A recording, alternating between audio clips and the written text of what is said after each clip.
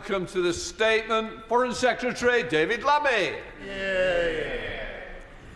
Well, with permission, Mr. Speaker, I will make a statement on Ukraine. It has been 1,000 days since Russia's full-scale invasion stunned the world. 1,000 days in which Ukrainian bravery has inspired the world, and 1,000 days whose horror and bloodshed has dismayed the world. This war matters. It matters greatly for Britain and the global order, but first and foremost, we must reflect on what it means for Ukrainians. Today, children mourn lost parents, parents mourn lost children, families live with constant fear. Individuals bear scars that will never truly heal.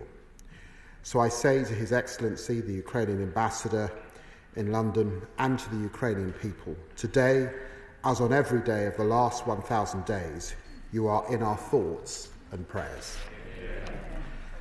Of course, Ukrainians need not just words, but actions. And this government has not wavered. We have stepped up support to Ukraine, we have ramped up the pressure on Russia, and we've made it clear to the world just what is at stake. In our first week in office, my Right Honourable friend, the Prime Minister, confirmed that we would provide £3 billion a year in military aid this year, next year, and every year that it's needed. This includes, my Right Honourable friend, the Defence Secretary's announcements today, with more funding for Ukraine's Navy, more funding for drones, the extension of Op Interflex, which has trained more than 50,000 Ukrainian troops to date, and I have also increased non-military support. This financial year, we will give at least £250 million in bilateral assistance for work such as on protecting the Ukrainian power grid. We've just this weekend suffered another Russian onslaught. Mr. Speaker, crucially, our bilateral support, both militarily and non-military, will be higher this financial year than in any previous financial year since the war began. And Mr. Speaker, let me also pay tribute to the opposition for their leadership on these issues when they were in office, because the truth is this House has been able to speak on Ukraine with one voice, and long may that continue. But that is not all that we've done. We've also finding creative ways to bolster the Ukrainian economy further. We've brought the UK-Ukraine digital trade deal into force so that they benefit from cheaper and quicker trade. UK Export Finance has provided over £500 million in loan guarantees, including for Ukraine's own defence industry. British International Investment is working with the Ukrainian Bank of Reconstruction and Development to support Ukrainian trade. By the end of this year, we will have deployed a further $484 million in World Bank loan guarantees. And tomorrow, Mr. Speaker, this House will debate a bill confirming a new £2.26 billion loan to Ukraine as part of a G7 package of $50 billion. This extraordinary revenue acceleration scheme will sustain Ukraine in the fight, all paid for by the profits from frozen Russian assets. Mr. Speaker, I've made it my personal mission to do all that I can to constrain the Kremlin. Since July, we've sanctioned almost 40 vessels in Putin's shadow fleet of oil tankers, barring them from our ports and denying them access to our maritime services. We've sanctioned firms who supply Russia's military-industrial complex, including Chinese firms sending critical components such as for drones. We've sanctioned cyber criminals from the aptly named Evil Corps, Russian troops who've used chemical weapons on the battlefield, mercenaries responsible for destabilising Africa, and we've taken further action this week. Yesterday, I imposed more sanctions in response to Iran's transfer of ballistic missiles to Russia, including on Iran Air. And today, I'm announcing measures against those monsters who have forcibly deported Ukrainian children for attempted indoctrination by the Kremlin. Mr. Speaker, I'm proud of all this government has done to support Ukraine, proud of the unity that this House has shown on this issue. Proud that we have proven Britain will remain Ukraine's staunchest friend throughout this war and in the peace that follows. But we are always stronger when we work with others. So I'm also proud of what we've done to rally international support to Ukraine. I visited Ukraine with US Secretary of State Tony Blinken, the first such joint visit to any country for over a decade. I discussed Ukraine with the EU Foreign Affairs Council, the first appearance by a Foreign Secretary at a regular Council meeting since our EU exit. And yesterday, I chaired a meeting of the United Nations Security Council on Ukraine. And just this morning, I joined a meeting of close European allies to discuss how we bolster our support for Ukraine over the coming months. In all our discussions with allies and partners across the globe, we are stressing three fundamental truths about this war. First, Ukraine's cause is a just one. It is Putin who chose to invade a sovereign country which posed no threat to Russia. Putin who disregarded the UN Charter. Putin who's trying to turn back the clock to an age of empire building when might made right and ordinary people must suffer the consequences. And it's Putin and his allies who are recklessly escalating this war with Iranian ballistic missiles used to strike Ukrainian cities and North Korean troops sent to attack Ukrainian soldiers. So when we support Ukraine, we're not just aiding the fight for their freedom, we're also contributing to our fight for our freedom, the freedom of all states all over the world to choose their own destiny and future. The second truth, Putin's war is not in fact going that well. Russia is almost 1,000 days into a war it thought it would end in days, and we should never forget that. Russia has suffered record numbers of casualties in the past 2 months, with numbers killed or injured due to exceed 1 million next year. Russia is slashing welfare payments and raising interest rates to levels not seen in decades, all to fund more arms. And Russia has had to turn to Tehran. It's had to turn to Pyongyang as reserves of Soviet-era equipment and targets for Kremlin press gangs run low. This is not sustainable. The war is costing Putin dearly, all in a fight for land to which Russia has absolutely no right, and for which the Russian people are paying an enormous price. And the final truth, Mr. Speaker, Putin has no interest in a just peace.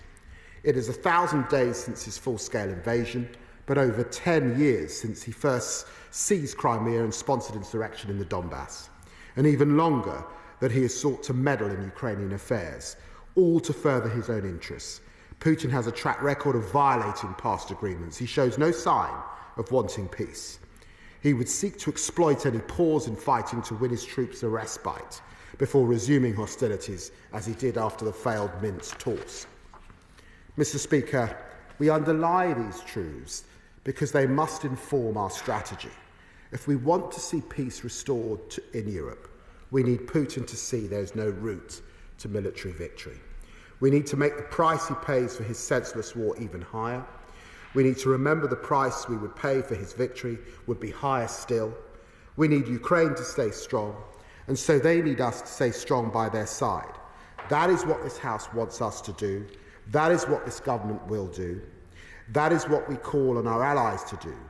Slava Ukraini. I commend this statement to the House. Shadow Foreign Secretary, Dame Priti Patel. Mr. Speaker, I'm grateful to the Foreign Secretary for advance sight of his statement, and importantly to the Government for making time to acknowledge and mark this absolutely tragic and terrible anniversary. I, like so many in this House, remember the early morning of that dark day in February in 2022, 1,000 days ago. As Home Secretary at the time, I recall that early morning call, being notified of Putin's illegal invasion of Ukraine. It was a day we had all feared, having seen Russian troops gather close to the border in several weeks beforehand, and over the previous decade since the invasion of Crimea and Russian support for the separatists in Donbass. The sovereign territory of a European nation had been violated, and As the Foreign Secretary has said, we've all watched the horrors unfold over the last 1,000 days, but we saw them very specifically in those early days as a Russian military machine advanced deeper into Ukrainian territory. I pay tribute to the heroism, the courage, and the bravery of Ukrainian armed forces, and also to the people who have proudly defended their sovereign territory. Let us be in no doubt, Putin expected Ukraine to capitulate and for their government to fall. He thought that he could be an aggressive bully and bully his way into that territory. But the bravery of President Zelensky, and with that bravery they all stood tall. They fought on, and they are fighting every day, and at the cost of Russia, and to Russia, it has been catastrophic. They're not just fighting for their country, they're fighting, Mr. Speaker, for their freedoms and our shared values of freedom, democracy, sovereignty and fundamental rights. And throughout that time, and before Russian troops crossed the border, I think we should be proud that this Parliament has stood shoulder to shoulder with our Ukrainian friends. And Mr. Speaker, you will also recall that in 2022, the entire government machinery mobilised to support Ukraine, and that cross-party support has to this day been pivotal.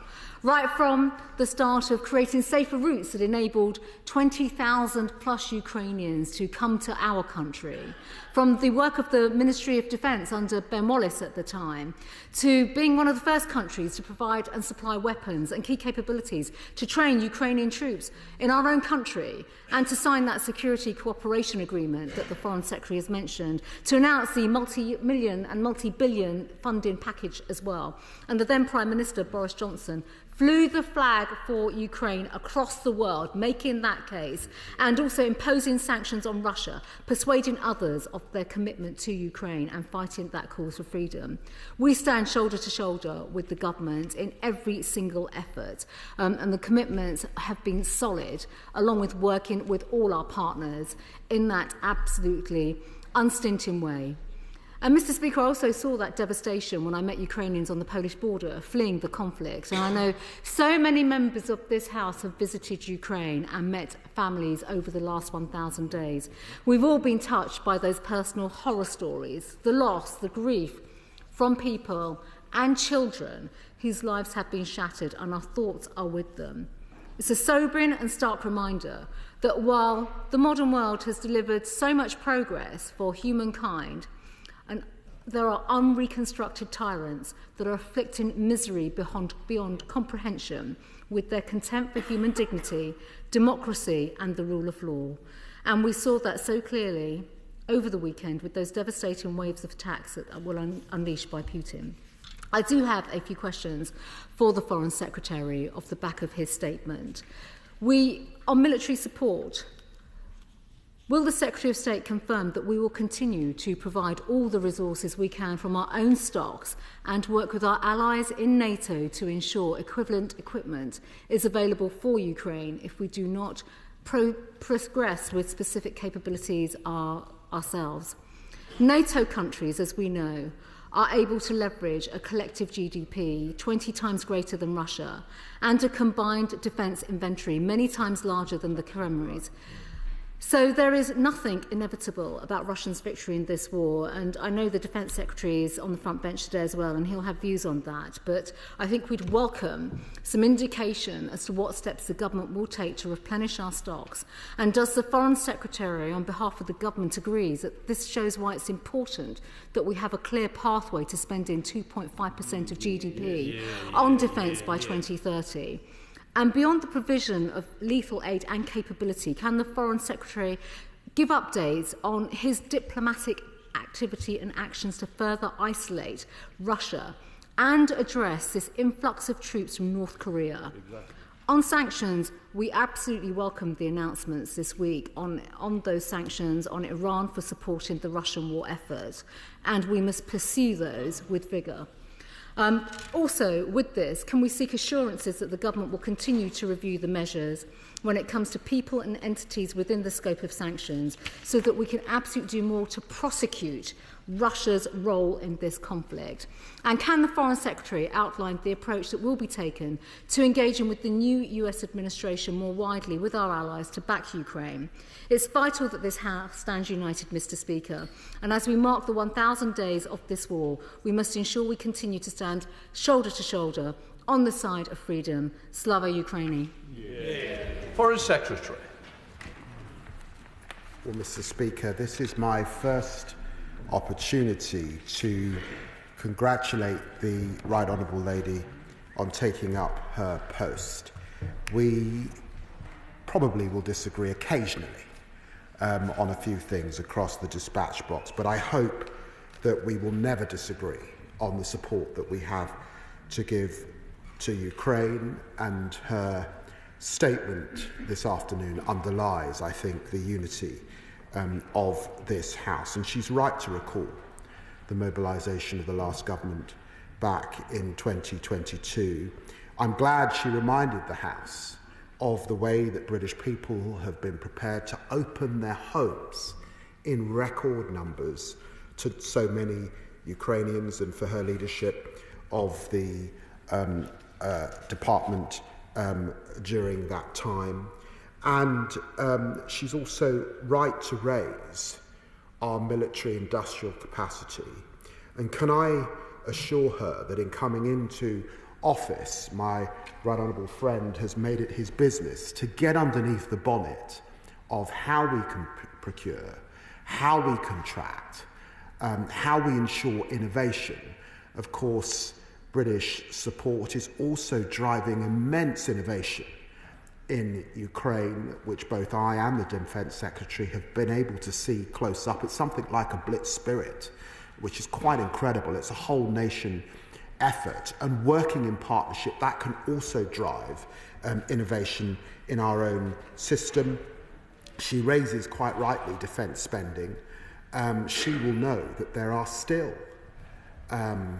countries in Europe, and indeed beyond Europe, who are not spending the 2% that is necessary, and we urge them to do that. And successive US presidents, long before Donald Trump, have been raising that as an issue. And of course, it is our intention to get back to 2.5% of GDP. That's what it was when we left office, and we want to get back there. And I just remind her that in terms of military support, £7.8 billion this country's now committed to military support, and the Prime Minister has committed to provide £3 billion a year in military support for as long as it takes. She's right to raise the huge concerns about the DPRK.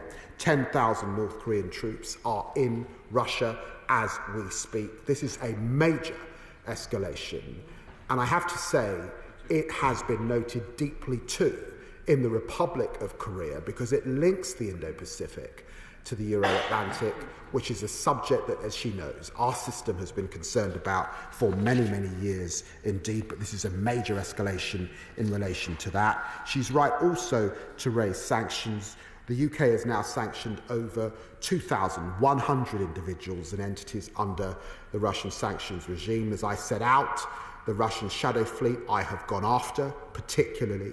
There is more to come. We will bear down heavily over the coming months and work with partners both in the United States and Europe to achieve that. And she will have read about my dinner with the Prime Minister and Donald Trump. We did discuss Ukraine, and he was seized of the important issues. Donald Trump is a winner, not a loser, and I'm sure he wants to ensure that the West is on the winning side. Chair of the Select Committee, Emily Thornberry. Thank you very much, Speaker. Mr. Speaker, members of my committee and I have been meeting large numbers of Europeans, our friends and neighbours, not just Ukrainians, but also last week we met the Foreign Minister from Estonia, who told us that it was only a few hundred kilometres from his country where North Koreans were fighting on European soil. Yesterday we met Moldovan members of Parliament who pointed out that Russian rockets had been in their airspace the night before. But from everyone, what we're hearing is that there is mounting concern about changes of leadership in the United States, potentially with elections happening in Germany, that there might be a challenge to the united support that we in the West have had for Ukraine over the last 1,000 days. What strategy does my right honourable friend have to ensure that we remain strong, to make sure that we understand, that all of us understand, that a defeated Ukraine and an emboldened Putin is a defeat for all of us?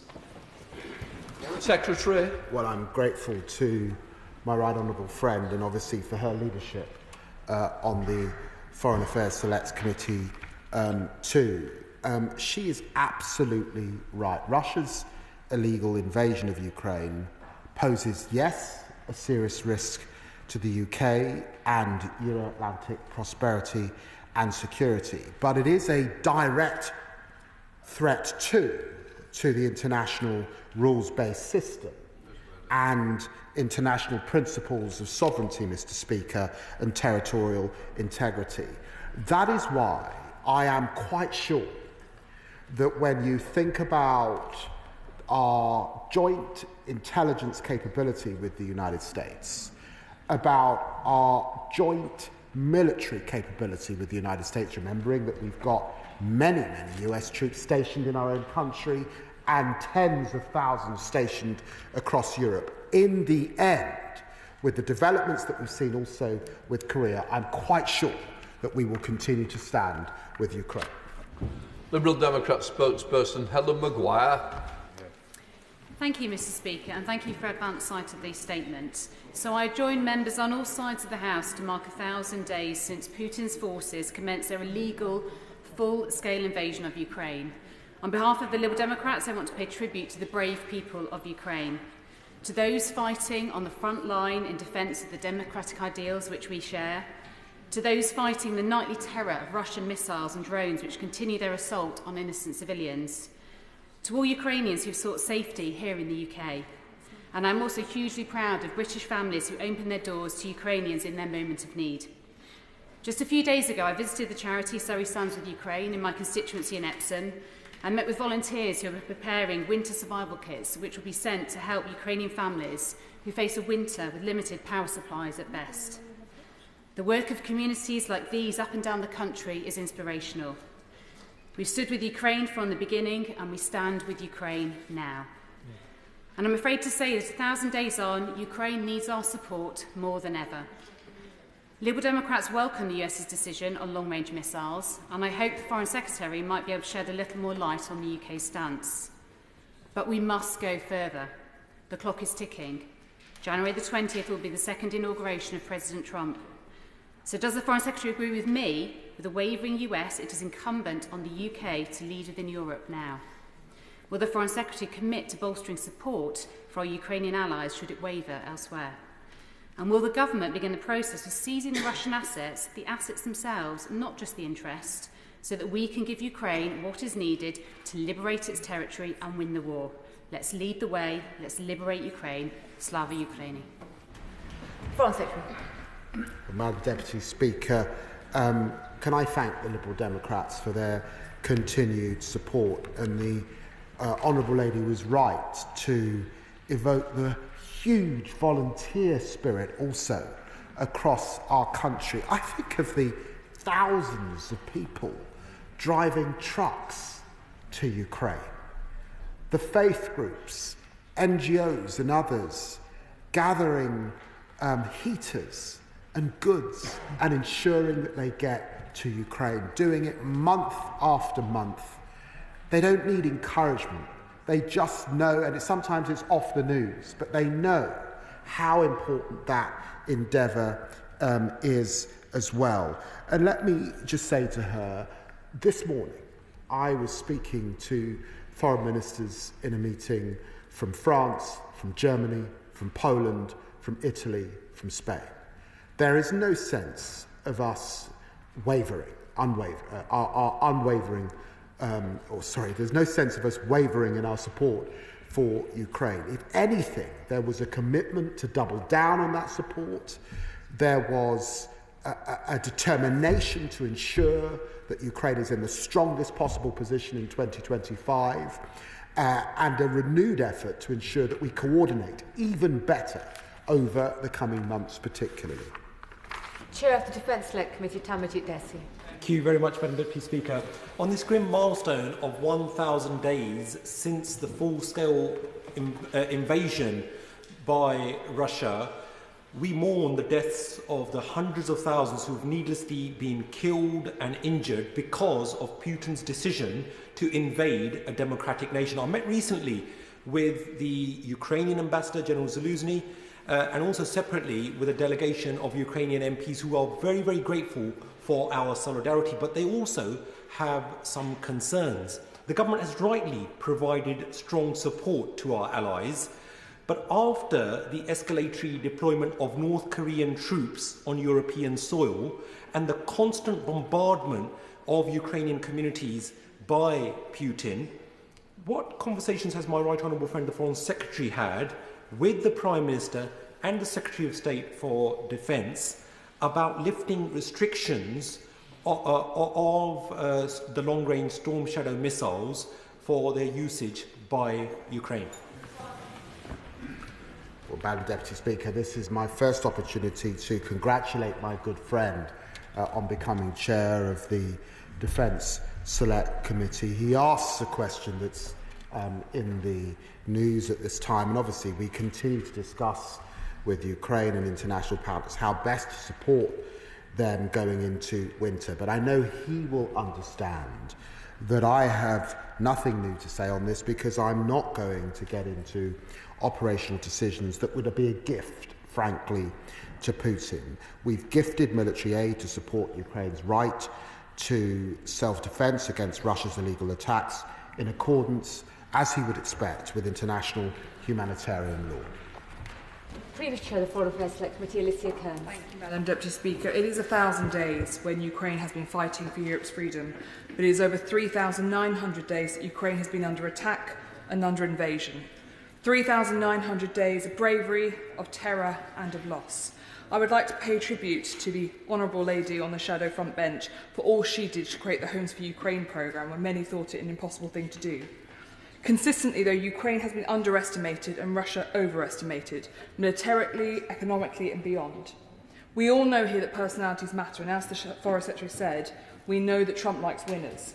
The US government, the new US government's leader, Trump, needs to see success and victory for Ukraine as a personal victory for him. So what is the Foreign Secretary doing to make sure that Trump sees it in those terms and no other? Foreign Secretary. Well, I'm grateful to the Honourable Lady for her work previously on the Foreign Affairs Select Committee, and we were able to work together quite well when I was in my shadow opposition role.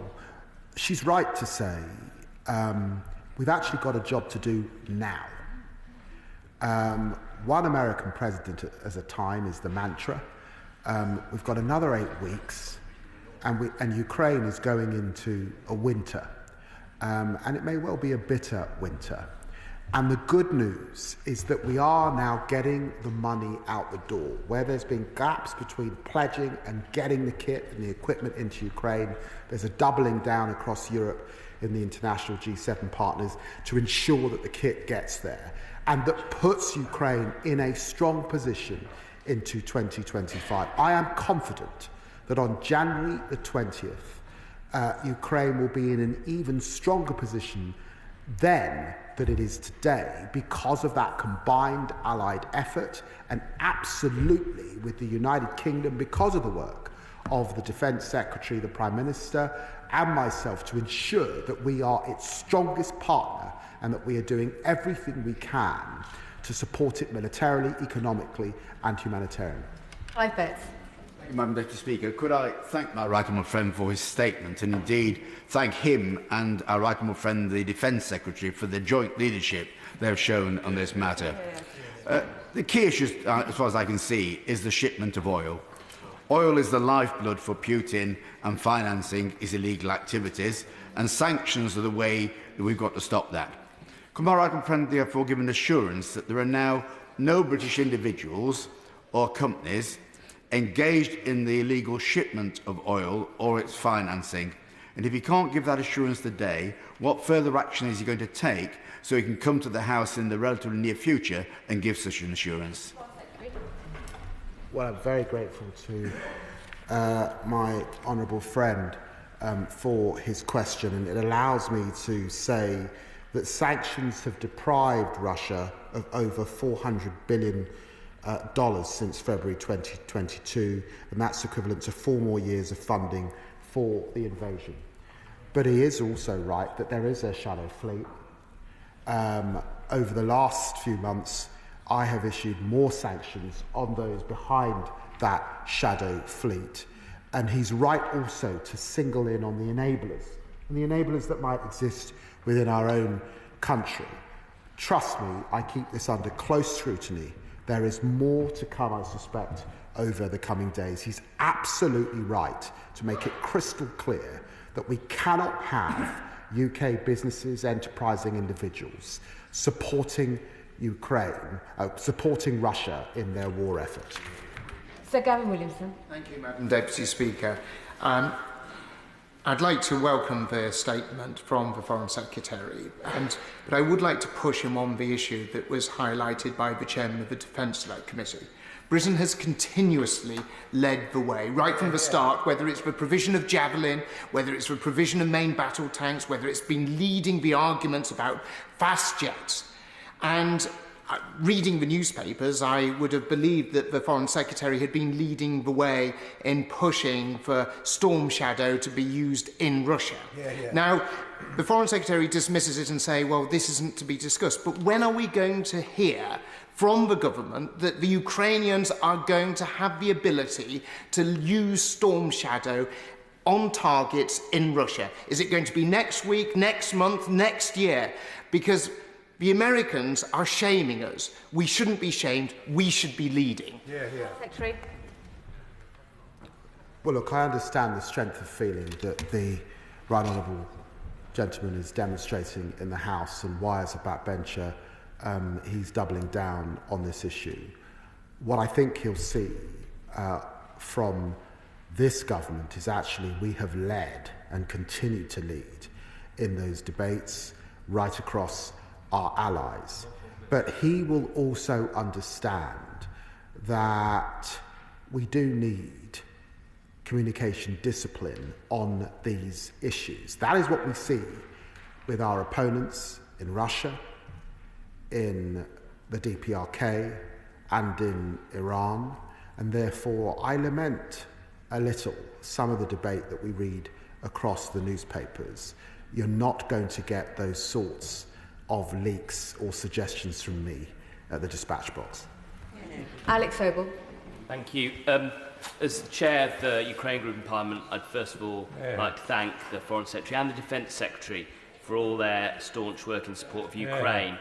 We've seen a lot of talk about escalation. Last week, we had a group of Ukrainian MPs in Parliament talking about the continued and escalating attacks on the country, particularly on the city of Kharkiv, the city of 2 million people. Today, we've got a Moldovan group in talking about an attempt by Russia using dirty cash brought from suitcases from Moscow to buy their elections. We're seeing a hybrid war against the whole of Europe, including ourselves, the United Kingdom. The threats of escalation by the Kremlin are happening, irrespective of the action of the United Kingdom or any other country. North Korean troops are in Ukraine now, fighting on European soil. I want the Foreign Secretary to reassure me that whatever the threats from the Kremlin, our support will be unstinting, and we will not stand back from supporting Ukraine's right to self-determination. Secretary. Well, can I thank my honourable friend for all that he is doing on the all-party group on Ukraine, and to champion their cause in this Parliament and beyond this place, for the visits that he's made and the updates that he's been able to give me over the last few years. He raises a number of issues, and I want to assure him that we are alongside him and we continue to be alongside the Ukrainian people. But he does raise one issue, Madam Deputy Speaker, which I think is important, that hasn't come up so far. And it's, of course, the malign activity of Russia and the hybrid threats that they're engaged in right across the region. And one country, particularly Moldova, is on the front line of Russian hybrid threats. And the interference in their elections has been entirely unacceptable. and we stand in solidarity with them, and we will continue to support them against the threats to journalists, the disinformation, and the other extreme examples that they're receiving at this time from the Russian regime. Stephen Gethin. Deputy Speaker, I'd like to thank the Foreign Secretary for his statement and also the acknowledgement that this war has not just been going on for 1,000 days, but for over a decade, with Ukrainians fighting for our freedom as well as fighting for their own country's independence, and put on record my party's support for the action that we're taking so far. And I'd particularly like to put on support for the Ukrainians. But can he answer me a number of questions? On drones technology, we're seeing delays in releasing some of the licences. Can he speak to his colleagues in the Department for Business around that? Can we get some more in-country cooperation, given how far advanced the Ukrainians' technology is? On the Russian Federation being able to strike Ukraine with impunity, does he agree with me we can no longer allow that to continue? And finally, there are $300 billion worth of Russian assets that they have forfeited. Will he at least make a commitment to look into releasing those so we can fund Ukraine properly? Slava Ukraina. Foreign Secretary. Madam Deputy Speaker, that was a number of questions on the licence issue, which he does raise, and which I've also seen in the papers. Can I assure him we've looked at this thoroughly? There's no sense of holding anything up. We've got the most robust export licensing regime in the world. We stand by that export licensing regime. It was actually put in place by the last government, but there is no sense at all of it holding things up unnecessarily. He's right to raise the issue of technology, and actually that's precisely why, particularly in terms of drone technology, that we are able, and Ukraine is able, with precision technology, to target those Russian attacks particularly. And can I reassure him that we will continue to lead on the question of seized and Russian assets, and I intend to redouble my efforts with allies who are not as advanced as we are on this issue across the coming months. Matt Warder. Thank you, Madam Deputy Speaker, and may I welcome the Foreign Secretary's statement. I'm delighted to hear more of the details that he outlined today. Could he provide a little more detail also on the discussions with our friends and allies across the West, and also could he reassure residents within Britain about the part they can play? He spoke very eloquently about that, and indeed my own local Ukrainian community centre has played a very important role in our area. Well, thank you. I thank my honourable friend for that question. I'd want to say to the British people that they should take heart that this Parliament is speaking with one voice, and they should take heart that actually, if we can get through 2025 and this country has done all it can to ensure that militarily and economically Ukraine can get through 2025, and we've pushed and nudged our allies to ensure that we're in that place, then things get a hell of a lot tougher for our Russian opponents. And therefore, I think in thinking about that winter, all that they have been doing to send equipment over to Ukraine where they can, to support Ukrainians in this country. It is tough for Ukrainians at this time in Ukraine. There are still people leaving the country for obvious reasons. All that effort is not in vain. It's hugely, hugely important, and I'm hugely, hugely grateful. Andrew Morrison.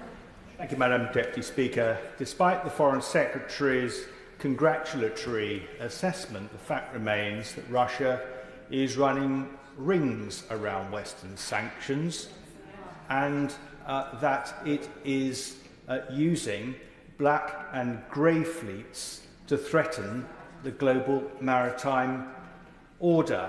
I've heard nothing from the Foreign Secretary about what he intends to do about that. Could he enlighten us? Foreign Secretary. I don't take issue that there are still gaps, there are still holes, and Putin has been very clever in attempting to get round those sanctions that I put in place. But on the 17th of October, we sanctioned a further 18 oil tankers in the Russian Shadow Fleet, bringing the total number to 43. And in the margins of the EPC summit in Blenheim, we led the call to action on tackling the Shadow Fleet which has now been endorsed by 46 countries in the European Union. So the suggestion that we're doing nothing does not hold. And on circumvention, of course we'll continue to address circumvention, and this includes highlighting the circumvention risks to partners such as Kazakhstan, Uzbekistan, Turkey, the United Emirates, and supporting their efforts to continue to tackle this problem. Patel. Madam Speaker, can I welcome the statement from the Foreign Secretary, and will he join me in paying tribute to the Huddersfield Ukrainian Club, who continue to support families who have had to flee Ukraine, including many children? It's really important, probably more now than ever, that we work closely with European allies. So can he set out how he will strengthen that cooperation?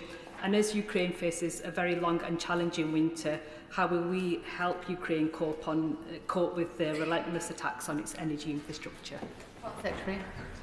Well, I'm very grateful to the Honourable Lady for that question. And as I was outlining this morning, I spoke to the Weimar Group of nations across Europe. It's not a forum traditionally that the UK participates in, but I was very grateful to the Polish Foreign Minister Radek Sikorski for reaching out at this time and ensuring that I, the Italian, Spanish, were part of that grouping that's normally with France and with Germany. And it's an indication of how united we are attempting to be at this time. She rightly raises the big issues around energy and energy over this next period. And in a sense, it calls into mind these pernicious attacks over the last 48 hours from Russia, driving at those energy supplies, trying basically to turn the lights out in Ukraine. And we must do all we can in coordinated efforts to repel that activity and to help Ukraine repel that activity over the coming months. Richard Ford. Thank you, Madam Deputy Speaker. And my question for the Foreign Secretary is about security guarantees. As we mark 1,000 days since Russia's full-scale invasion, we should remember that Ukraine's allies failed to deter Russia in advance of the invasion. I do understand why a country at war cannot be admitted to NATO, but we must not ever again offer some meaningless paper pledge that was the Budapest Memorandum. What is the government's latest thinking in relation to a meaningful security guarantee by Ukraine's allies from the point when the fighting stops? Secretary. Well, the Honourable Gentleman asks a good question, and it's easy to look back with hindsight. I personally was critical that the UK did not play a part in the Minsk agreement. I think we were absent and we could have played a far greater role. Our belief is that Ukraine's rightful place is in NATO, and allies agreed at Washington that there is to be an irreversible path to full Euro-Atlantic integration, including NATO membership, and that is the right thing. In the meantime, the UK and our allies are stepping up support for Ukraine's immediate and long-term self-defence. And of course, he's right. We must ensure, and this war will end one day, we must ensure that it cannot continue again or start again, and that will mean very serious security guarantees for Ukraine. Sam Colling. Thank you very much, Madam Deputy Speaker, and may I thank the Foreign Secretary and members across the House for the very strong cross-party support for Ukraine that has been shown over recent years and no doubt will continue to be shown. On Saturday, I had the privilege of attending an annual art exhibition run by an organisation called Helping Our Ukrainian Friends in northwest Cambridgeshire. And it's a small organisation from a number of rural villages, but they've been able to raise over £300,000 in financial support for Ukraine, as well as over 100 tonnes of humanitarian aid, which they've delivered over the course of 20 trips. Will the Foreign Secretary join me in congratulating this group and thanking people across our country who've made personal efforts to support Ukraine? Secretary. Well, I'm very pleased to have the opportunity to reply to the Honourable Gentleman, because I was once the baby of the House, much thinner, much better looking, but I remember sitting in his place 25 years ago, and he's absolutely right. The volunteer spirit across this country, Madam Deputy Speaker, has been extraordinary. People making so many missions to Ukraine, facing danger, going into Poland to support on the borders. It's quite incredible, and of course I congratulate all those in his constituency for the work that they have done. Sir Bernard Jenkins. Thank you, Madam Deputy Speaker. Can I thank the Foreign Secretary for his statement, but I can't hide my disappointment that he's got nothing to say about freeing the hands of the Ukrainians to use our long-range missiles. How can he lament the attacks on Ukrainian infrastructure when he won't allow the Ukrainians to use our weapons to strike back and retaliate? He says all the time, we're doing all we can, but we're not. We're now foot dragging. We used to lead, now the Americans are in the lead. Can I invite him to change the paradigm of this war and lead from the front by setting an example, as my right honourable friend, the former Defence Secretary, described, as we did in the past? Otherwise, he's foot dragging, not leading. Foreign Secretary. I'm not foot dragging, Secretary, by the right honourable gentleman. We are leading, but we must be careful not to discuss in details these plans across this House. We mustn't abuse, and I say this very gently, we mustn't abuse the fact that this is a democratic chamber that Putin and others pore over.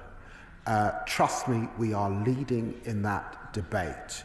We want to put Ukraine in the strongest possible position. I was discussing this with the Ukrainian Foreign Minister just yesterday in New York. I will meet with the Ukrainian ambassador after this. We will ensure that they are in the strongest possible position. Joe Powell. Thank you, Madam Deputy Speaker. Can I thank my right honourable friend for his personal and relentless leadership on sanctions against those aiding and abetting Russia's illegal invasion. I'm sure my right honourable friend will agree it's vital they're well enforced. So can I ask him whether in his review he would also include the credible allegations of sanctions evasion via Hong Kong, and closer to home, if he could do his utmost to end the continued delay to the release of the £2.5 billion from the sale of Chelsea Football Club that remains untapped at a time when the humanitarian need is so high. Foreign Secretary. Well, can I thank my honourable friend for that question and for his continued work. We are committed to strengthening sanctions enforcement through the October launch of the new Office of Trade Sanctions Implementation. We've introduced new civil monetary penalties for certain trade sanctions breaches and the ability to make details of breaches public too. Yes, we will look at the situation in relation to those entities in Hong Kong. I saw that he raised the issue of Chelsea Football Club in questions to the Defence Secretary just a few weeks ago, and again I can confirm that that remains very definitely in view. Gregory Campbell. Thank you, Madam Deputy Speaker. I welcome the Foreign Secretary's statement. In the statement he said that we would provide £3 billion a year in military aid this year, next year and every year it is needed, and that is very much welcomed, I'm sure, not least in Ukraine. But I would have thought what they would equally welcome is the fact that 8 weeks from today, there will be a new administration in Washington. They need assistance now, because Putin will probably not pay a price in 8 weeks' time, because all of the soundings that has come out from Washington. They need help now to hit back at Putin now. Foreign Secretary.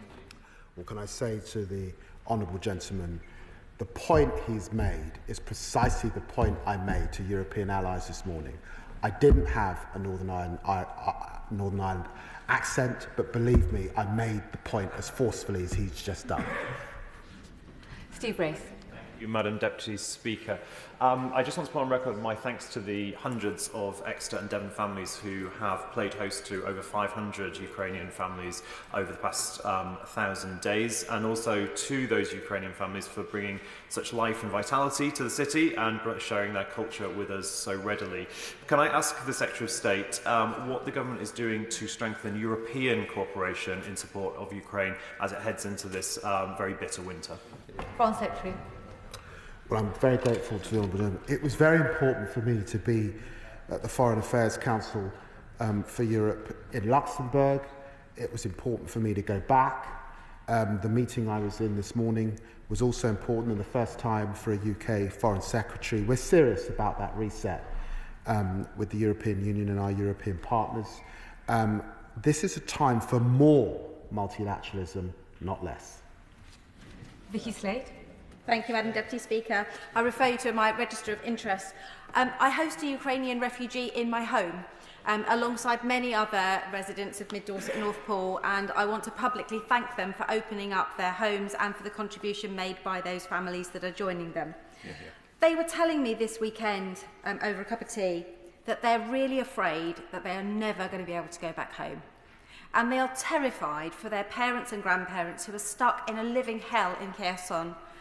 They do not think they will ever leave, and they think they will be forever living under occupation. What assurance can the Foreign Secretary give to those people who are living here that we will extend their visas for as long as they're needed, and that, if necessary, we will allow their families to travel to join them? Foreign Secretary. Well, thank you to the Honourable Lady for all that she is doing and for championing these issues. The United Kingdom is preparing to sign a 100-year partnership with Ukraine. That is the nature and the depth of the relationship we are setting out with the Ukrainians over the years to come. And that partnership, that support, that standing with them will survive all parliamentarians, even the baby of the House currently in this chamber today. And that is the reassurance. This is a great country. It's a great privilege to stand at this dispatch box as Foreign Secretary.